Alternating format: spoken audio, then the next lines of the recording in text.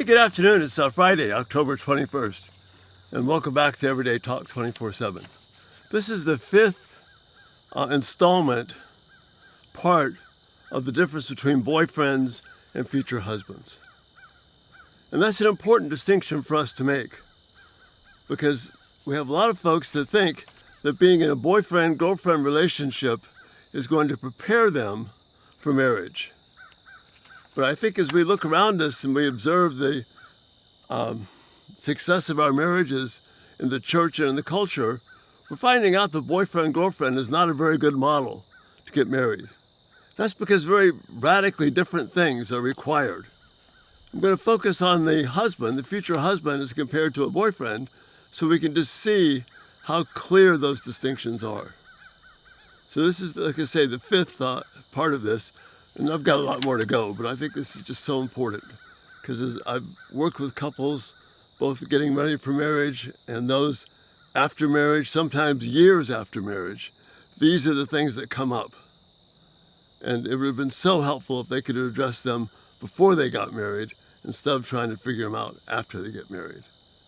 So again, I'm just applying biblical principles to core relationship and what we can expect of a future husband, what they can expect of themselves. And then if you are a future wife looking at this, what should you be looking for? So that's why we're looking at this. So far we have looked at the relational things that a future husband needs to be totally committed to and care, in terms of relationship, spiritual, physical health of his future wife. And we've looked at the relational, we looked at the spiritual, and now we're going to take a look at the physical. And again, these are not in-depth, but enough just to get us thinking, to give us some good perspective and vision where we need to go. And as we work through this, I think you'll see this is not what a typical boyfriend is going to be thinking about being engaged in. God made women distinctly different than men. Our culture is trying to deny that, but the reality of it is that's true. And one of the most obvious ways this is the case is that God made women with the capacity to have children.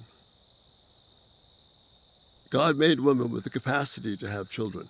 And this is not just a little add-on, but this very much defines who they are, whether they have children immediately or in the future or not.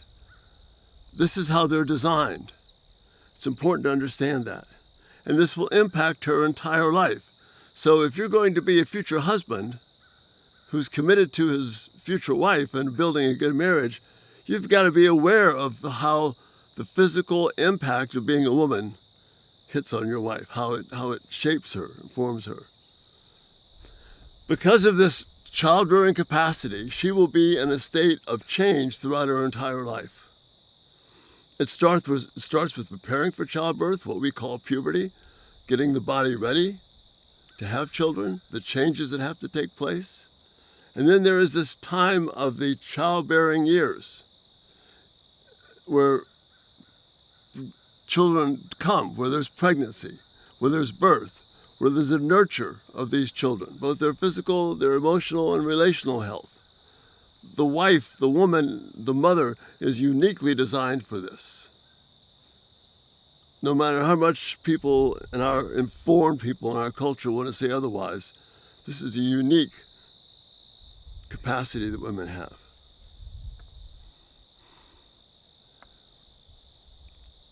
It begins, as I mentioned, with what we call puberty and the body changing over with this ability to have children. And all the things that have to happen to that. There's a physiological change, there's hormonal changes, there's emotional changes that are huge. They have partly to do with the monthly cycle, but they also have a lot to do with just the unique makeup of a woman. So that's in this preparing for childbirth. And then in the childbearing years, the amazing process of a woman being able to conceive within her body, grow this child for 9 months, give birth to it, and then immediately be able to care for it and nurture it and feed it and then provide for its emotional stability and be this child's window into life. That's what it doesn't work that way a lot in our culture. That's what the tragicness of it is. But if a God-centered perspective is there, that's what's going to be happening. And then all through this time, the woman, the mother, will be changing. And then her body will gradually transition to the time when she's not going to have children anymore, not going to have that capacity. And her body will change again. As a future husband, you need to be ready for all this. You need to be anticipating it. You need to be caring for her now, realizing this is the case. If you think that the person that you are dating and the things that you're doing, that this is going to be basically what your whole life is going to be about, think again.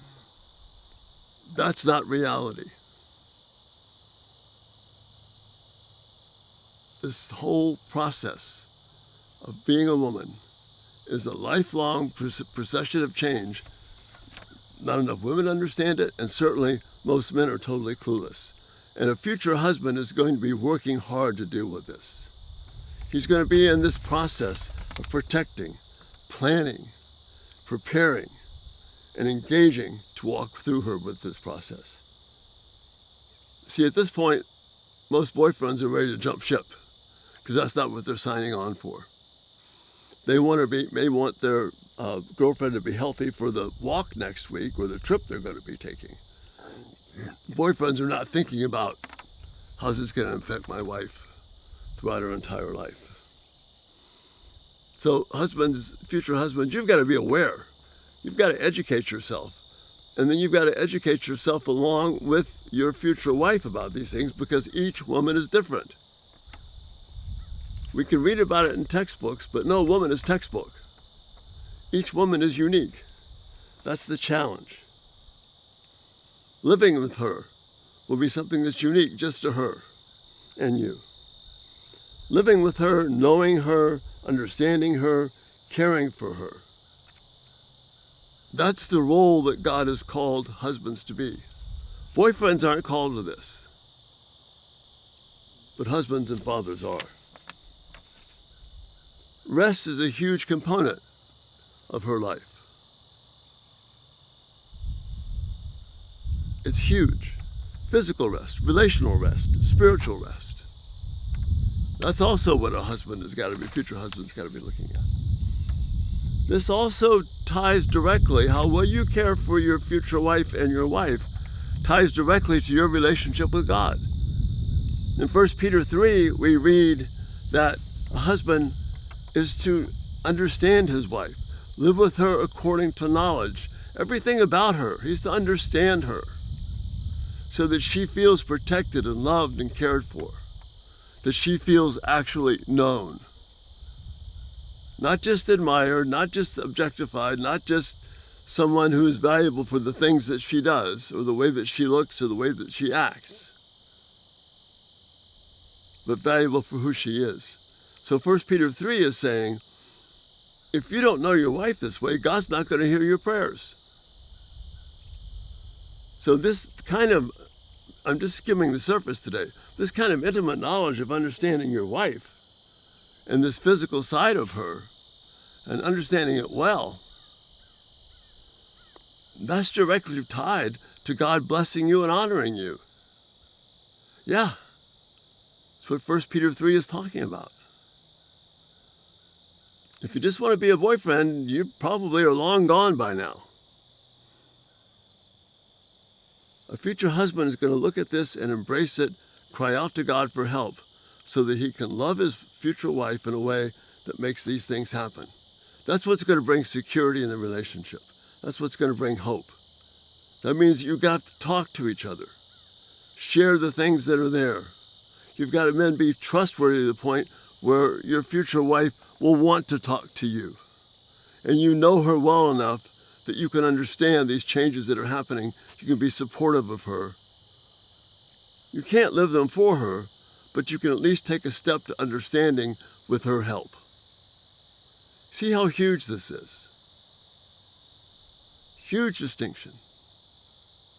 If you want to love your wife, your future wife, and build a marriage that's going to have stability, draw the two of you closer together, then understanding how to care for your wife, your future wife, from this physical dimension is a huge component of that. Now, it's not one that we can ignore. It's one that will build strength and draw you closer to Christ. Again, ton more to say on this.